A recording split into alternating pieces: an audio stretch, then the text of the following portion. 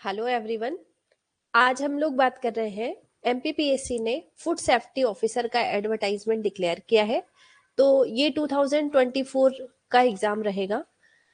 इसका detail notification में हम लोग डिस्कस कर रहे हैं कि इसका फॉर्म कब से फिल करना स्टार्ट होगा, इसका एलिजिबिलिटी क्राइटेरिया क्या है, एमपी के कैंडिडेट्स के लिए क्या क्या डॉक्यूमेंट रिक्वायर्ड रहेंगे, क्या क्या एलिजिबिलिटी क्राइटेरिया है और इसका सिलेक्शन प्रोसेस क्या होगा। इन सारे पॉइंट को देखते हुए हम देख रहे हैं इसका डिटेल एक्सप्लेनेशन। तो ये जो पोस्ट है आपका, ये पोस्ट है आप फूड सेफ्टी ऑफिसर, खाद्य सुरक्षा अधिकारी का। ये डिपार्टमेंट में आएगा, जिस भी डिपार्टमेंट को बिलोंग करता है, ये आपका public health and medical education department, लोक स्वास्थ्य एवं चिकित्सा शिक्षा विभाग से के डिपार्टमेंट के अंतर्गत ये पोस्टिंग होगी आपकी। इसमें आपको पोस्ट का क्राइटेरिया दिया है कि ये फिक्स बेसिस पोस्ट है। यहाँ पर आपको डिटेल दिया है इसका पे स्केल क्या होगा और इसमें आपकी क्या रिस्पॉन्सिबिलिटी होगी ड्यूरिंग योर जॉब्स। इसके अलावा फूड सेफ्टी ऑफिसर 2024 का जो एडवर्टाइजमेंट आया है, इस एडवर्टाइजमेंट में यहाँ पर आपको विज्ञापन क्रमांक दिया है और इसके फॉर्म फिल करने के डेट्स मेंशन किए हैं। फॉर्म आप सिर्फ ऑनलाइन मैनर में फिल कर सकते हैं और फॉर्म स्टार्ट हो जाएंगे, मतलब आप फॉर्म फिल कर सकते हो 28/3/2025 से, मतलब 28 मार्च 2025 से आप 27 अप्रैल 2024 नून तक फॉर्म फिल कर सकते हो। एमपीपीएससी की एक चीज आप हमेशा ध्यान रखें, ये लास्ट डेट जो होती है ना नून तक होती है, ठीक है। तो इस हिसाब से आप फॉर्म फिल करने में ये ना सोचे कि नाइट तक फॉर्म फिल कर सकते हैं। ओके, ये वेबसाइट दिया है यहाँ पर, इस वेबसाइट पे जाकर आप फॉर्म फिल कर सकते हैं जब फॉर्म अवेलेबल होंगे तब। ओके, फूड सेफ्टी ऑफिसर के सारे फॉर्म सिर्फ ऑनलाइन मैनर में ही फिल किए जाएंगे, कोई और तरीके से आप फॉर्म फिल करके नहीं भेज सकते हो, ठीक है, डिपार्टमेंट में। तो आपका ये चीज आपको बहुत अच्छे से ध्यान रखनी है, ऑनलाइन मैनर में ही फॉर्म फिल होंगे, उसकी जब लास्ट डेट आएगी तो आप उसको जरूर फिल कीजिएगा।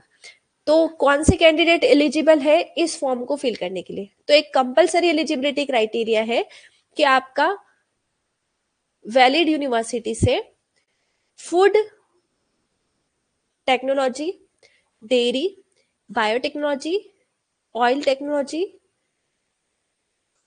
कृषि विज्ञान मतलब एग्रीकल्चर साइंस, पशु चिकित्सा मतलब वेटनरी साइंसेस, और जैव रसायन मतलब बायोकेमिस्ट्री, सूक्ष्म विज्ञान मतलब माइक्रोबायोलॉजी, और रसायन विज्ञान मतलब केमिकल साइंसेस, या फिर मेडिसिन में जिसका भी यूजी या पीजी या फिर पीएचडी है, वो सारे कैंडिडेट एलिजिबल हैं इस फॉर्म को फिल करने के लिए। इसके अलावा अगर आपने फूड से रिलेटेड कोई भी डिग्री कर रखी है जो कि इक्वली एलिजिबल है इन डिग्रियों के, तो आप डेफिनेटली एलिजिबल हो इस फॉर्म को फिल करने के लिए। अदर सब्जेक्ट के कैंडिडेट जो इन सारे सब्जेक्ट से बिलोंग करते हैं,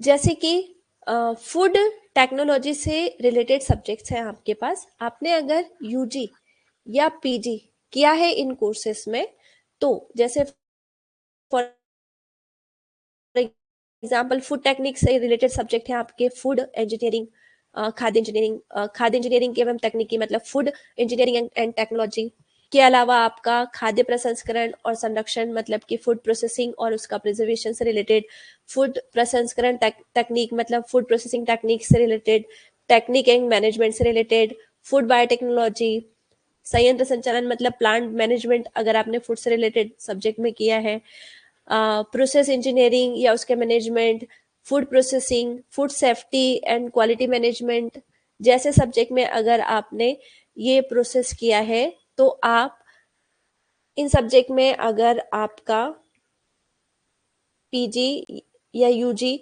डिग्री है तो आप एलिजिबल हैं। इसके अलावा एग्रीकल्चर साइंस से जिन कैंडिडेट ने अपने यूजी या पीजी कोर्सेज किए हैं या पीएचडी किया है, वो कैंडिडेट भी एलिजिबल है फॉर्म फिल करने के लिए। तो सब्जेक्ट यहाँ पर मेंशन है like agriculture, in agriculture engineering, biotechnology, dairy techniques, dairy technology, fisheries, food techniques,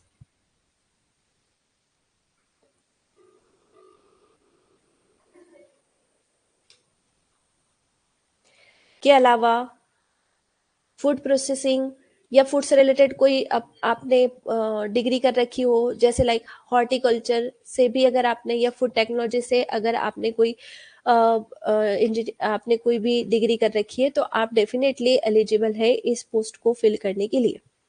okay, age limit क्या होगा इसका? तो एज लिमिट यहाँ पर मैंने मेंशन की है कि ऐसे कैंडिडेट जिनकी एज 21 या 41, 21 इज मिनिमम, 40 इज मैक्सिमम, इसके बीच की एज वाले कैंडिडेट फॉर्म फिल कर सकते हैं। इसके अलावा ऐसे कैंडिडेट जो कि ईडब्ल्यूएस कैटेगरी से बिलोंग करते हैं, या एसटी, एससी या ओबीसी जैसे बिलोंगिंग सब कैटेगरी है जिनकी, उनको एज लिमिटेशन में कुछ रिलैक्सेशन है। आप इसको और डिटेल में देख सकते हैं आपके एडवर्टाइजमेंट में। और इस रिलैक्सेशन में जो एज काउंट होगी वो काउंट होगी आपकी 1 जनवरी 2025 तक। तो आपकी मैक्सिमम एज होनी चाहिए 45 ईयर आपका एज होना चाहिए। ये मैक्सिमम रिलैक्सेशन है, मतलब रिलैक्सेशन देने के बाद आप इतना एज में छूट ले सकते हो, और जो भी इस एज ग्रुप में आता है, इस कैटेगरी में आता है, वो कैंडिडेट एलिजिबल है अपने फॉर्म फिल करने के लिए। जो एज काउंट होगी वो 1 जनवरी 2025 को ही होगी, और जो आपकी एज काउंटिंग होगी वो 10th क्लास, आप जो डेट ऑफ बर्थ फिल करोगे ना, वो 10th की मार्कशीट के अकॉर्डिंग ही फिल करना है आपको। तो जो भी डिटेल लगे, जैसे कि आपका नाम हो गया, आपके फादर का नाम हो गया, आपका डेट ऑफ बर्थ हो गया, ये सारी चीजें आप अपनी 10th की मार्कशीट को फॉलो करके ही फिल करें जब आप फॉर्म फिल करें, ठीक है। इसके अलावा आपके पीजी में 55% होना कंपलसरी है, और 55% पीजी में होना जरूरी है, ऐसा नॉर्मल एग्जाम्स का पैटर्न रहा है। तो ऐसे कैंडिडेट जो कि एसटी, एससी या फिजिकली हैंडीकैप्ड कैटेगरी से आते हैं, उन्होंने अपना पीजी कर रखा हो, है ना, तो उनको 5% की छूट मिलेगी। मतलब 50% भी अगर आपका पीजी में है तो आप डेफिनेटली एलिजिबल हो इस फॉर्म को फिल करने के लिए। एक और कंपलसरी एलिजिबिलिटी क्राइटेरिया है आपके पास कि आपके पास एम्प्लॉयमेंट रजिस्ट्रेशन होना चाहिए, एम्प्लॉयमेंट रजिस्ट्रेशन नंबर होना चाहिए, जो कि एमपी गवर्नमेंट के थ्रू फिल किया जाता है। और ऐसे कैंडिडेट जो स्पेशली एमपी के हैं, उनके पास जीवित रोजगार पंजीयन मतलब लाइव होना चाहिए। जब आप फॉर्म फिल कर रहे हो तब आपके पास नहीं होगा तो चल जाएगा, पर ऐसे कैंडिडेट जो सिलेक्ट होते हैं और इंटरव्यू के लिए अलाउ करते हैं, तो उनको जरूरी डॉक्यूमेंट के साथ आपको अपने रोजगार का जीवित पंजीयन वहां पर देना कंपलसरी होगा। तो जब आप फॉर्म फिल करें उस समय आप रोजगार पंजीयन अपना करवा सकते हो। ऐसे कैंडिडेट जो एमपी स्टेट से नहीं है, ऐसे कैंडिडेट जो एमपी स्टेट से नहीं है, वो कैंडिडेट अपना रोजगार पंजीयन नहीं भी करवाएंगे तो चल जाएगा, ठीक है। ऐसे कैंडिडेट जो गवर्नमेंट जॉब्स में है, जैसे कि गवर्नमेंट जॉब में मध्य प्रदेश शासन में कार्यरत है, निगम, मंडल, विश्वविद्यालय या कोई सेल्फ फाइनेंस कर्मचारी हैं, तो इन कैंडिडेट को जरूरी नहीं है रोजगार पंजीयन, लेकिन इनको अपने डिपार्टमेंट से एनओसी अगर ये देते हैं तो इनको छूट मिल जाएगी इस एम्प्लॉयमेंट रजिस्ट्रेशन से। ओके, अगर हम नंबर ऑफ पोस्ट की बात करें तो यहाँ पर हर कैटेगरी में मतलब हर कैटेगरी वाइज यहाँ बताया गया है कि टोटल कितनी पोस्ट है। तो ये है आपका फूड सेफ्टी ऑफिसर का पोस्ट। इस फूड सेफ्टी ऑफिसर में है टोटल 120 पोस्ट है, ठीक है। और इसमें रिक्त पदों की संख्या कितनी है, यहाँ पर ये डिसाइड, मतलब यहाँ पर मेंशन किया है कि यूआर, एससी, एसटी, ओबीसी और ईडब्ल्यूएस की कितनी पोस्ट है, ठीक है। तो यहाँ पर नंबर ऑफ पोस्ट मेंशन किया गया है, और इसमें जो आपका रिजल्ट आएगा ना, वो 2 पार्ट में आएगा। एक आएगा मेन लिस्ट और एक आएगा आपका प्रोविजनल लिस्ट। तो मेन लिस्ट का 87% बोलते हैं और ये प्रोविजनल हो गया आपका 30% के हिसाब से रिजल्ट होगा। इस अकॉर्डिंग आपके यहाँ पर पोस्ट भी मेंशन कर दिया है कि किस कैटेगरी में कितना होगा। तो ये तो है टोटल पोस्ट के हिसाब से, मतलब एक जनरल ओपन के लिए पोस्ट है। जो वुमेन कैंडिडेट्स है ना, मध्य प्रदेश के वुमेन कैंडिडेट्स जो हैं उनके लिए कुछ सीट्स रिजर्व कर रखी है, जिसमें यूआर, एससी, एसटी, ओबीसी और ईडब्ल्यूएस की पोस्ट यहाँ पर मेंशन की है। जो एमपी के कैंडिडेट्स हैं उनके लिए रिजर्व पोस्ट है यूआर, एससी, एसटी, ओबीसी जैसी।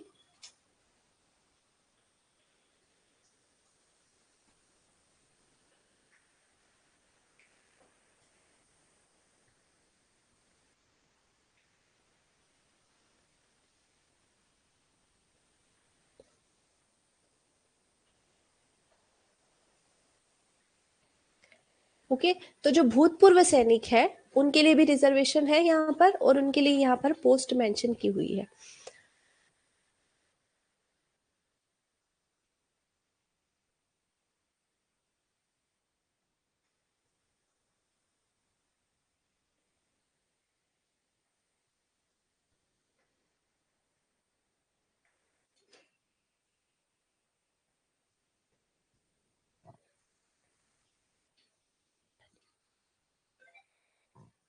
चल, तो यहाँ पर हम लोग देख रहे हैं कि मूल निवासी के जो हैंडीकैप्ड कैंडिडेट है उनकी यहाँ पर पोस्ट मेंशन है और इनके टोटल पोस्ट इतनी है।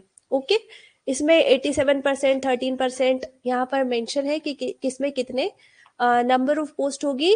ये पूरा एडवर्टाइजमेंट में मेंशन किया है नंबर ऑफ पोस्ट के बारे में। ठीक है, ऐसे कैंडिडेट जो आउट ऑफ एमपी के हैं, एसटी, एससी, ओबीसी और हैंडीकेप्ड जो कैंडिडेट है वो सारे एमपी के कैंडिडेट है, तो उनको ये रिजर्वेशन मिलेगा जो पद के हिसाब से दिया हुआ है। ऐसे कैंडिडेट जो आउट ऑफ एमपी के हैं उनके लिए ये एलिजिबिलिटी क्राइटेरिया, मतलब अगर वो अपनी स्टेट में एसटी, एससी या ओबीसी बिलोंगिंग है तो वो कैंडिडेट यहाँ पर यूआर कैटेगरी से फॉर्म फिल कर सकते हैं। ओके, इसके सिलेक्शन का प्रोसेस क्या होगा? इसके जो सिलेक्शन का प्रोसेस है उसमें एक एग्जाम होगा। एग्जाम में आप OMR sheet based obviously exam होगा आपका, जो कि एमसीक्यू पैटर्न होगा। और इस एग्जाम में जो कैंडिडेट सिलेक्ट होंगे उनका मेरिट लिस्ट बनेगा। मेरिट लिस्ट बनने के बाद आपका इंटरव्यू के लिए आपको बुलाया जाएगा, और इंटरव्यू में 3 गुना कैंडिडेट को बुलाते हैं। ठीक है, तो जितने भी सीट है उसके 3 गुना कैंडिडेट को इंटरव्यू के लिए बुलाया जाएगा। ठीक है, अभी एग्जाम का जो पैटर्न होगा कि एग्जाम क्या होगी, सिलेबस क्या होगा, एग्जाम की डेट क्या होगी, कब इसके एडमिट कार्ड आ जाएंगे, ये आयोग सेपरेटली अपनी वेबसाइट पे डिक्लेयर कर देगा। तो आप वहां से जाके चेक कर सकते हैं कि उसका सिलेबस, एग्जाम पैटर्न क्या है। वैसे यहाँ पर डिटेल सब उन्होंने दिया है कि विज्ञापन इस दिन निकाला है, फॉर्म यहाँ से फॉर्म इस डेट पे स्टार्ट हो जाएंगे, फॉर्म आपका एंड डेट क्या होगा, इसमें आप करेक्शन कर सकते हो, करेक्शन करने की भी डेट्स दी है। इसके अलावा एग्जाम कब होगा, उसकी एडमिट कार्ड कब आएंगे, क्या सिलेबस होगा, इस सब के लिए टाइम टू टाइम आयोग डिक्लेयर करेगा, है ना। तो परीक्षा योजना और पाठ्यक्रम, मतलब क्या एग्जाम पैटर्न होगा, उसका सिलेबस क्या होगा, दोनों ही आयोग सेपरेटली अपनी वेबसाइट पर इसका डिटेल भेजेगा। ठीक है, जल्दी ही हम लोग भी एक बैच स्टार्ट करने वाले हैं फूड सेफ्टी ऑफिसर को के लिए। तो जैसे ही एग्जाम पैटर्न आएगा वी विल सेपरेटली रिलीज इसका, हम लोग एक सेपरेट वीडियो बनाएंगे कि इसका एग्जाम पैटर्न क्या रहेगा। और हम लोगों की बेचेस भी जल्दी ही स्टार्ट होगी, तो आप डिटेल चेक कर सकते हैं। हम है उपलब्धि प्लेटफॉर्म से, जहां हम स्टूडेंट को गाइड करते हैं प्रिपरेशन के लिए for the competitive exams, specially in the field of biology. और free career counselling seminar provide करते हैं हम बैचलर और मास्टर स्टूडेंट को, स्पेशली ऐसे कैंडिडेट जिन्होंने अपना बैचलर या मास्टर बायोलॉजिकल साइंसेस से कर रखा है एंड दे आर कंफ्यूज कि व्हाट टू डू नेक्स्ट, तो वी विल गाइड अस। तो आपको अगर कोई क्वेरीज हो तो आप पूछ सकते हो, आप करियर काउंसलिंग भी ले सकते हो। अभी हम लोगों ने CSIR नेट और असिस्टेंट प्रोफेसर के लिए सेपरेट बैचेस स्टार्ट की है जनवरी 2024-25 में, और ये 24 का एग्जाम है, ठीक है। तो इसी को देखते हुए हमने बैचेस स्टार्ट की है। If you are interested you can join us. We also launch a crash course for the Feb 2024 CSIR NET. हम लोगों का जो चैनल है वो ऑनलाइन ऑफलाइन दोनों मोड में है, और हमारी क्लासेस ऑनलाइन ऑफलाइन दोनों मोड पे है।